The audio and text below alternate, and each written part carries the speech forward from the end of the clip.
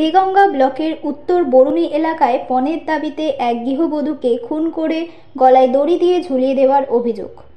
অভিযুক্ত মিতার স্বামী, শ্বশুর, শাশুড়ি এবং ননদের বিরুদ্ধে রবিবার রাত 10টা নাগাদ দেগঙ্গা থানার লিখিত অভিযোগের দায়। অভিযোগ পেয়ে তদন্ত শুরু করে পুলিশ। পুলিশ সূত্রের খবর, মিতার নাম বিপাশা সুলতানা, বয়স 23 বছর। পুলিশ মৃতদেহটি ময়নাতদন্তের জন্য বারাসাত জেলা হসপিটালের মর্গে পাঠিয়েছে। অভিযোগকারী মৃত গৃহবধূর বাবার দাবি,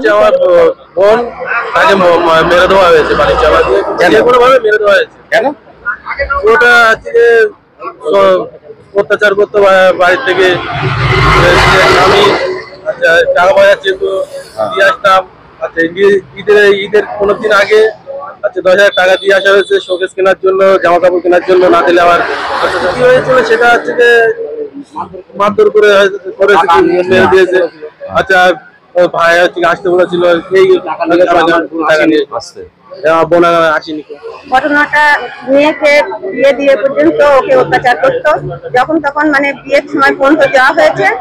এবারে তাছাড়াও যখন তখন বলতো যে 10,000 20,000 টাকা, এবার বাবা গরিব মানুষ এবার তাও দিত, এবার সবাই তো দিতে পারতো না।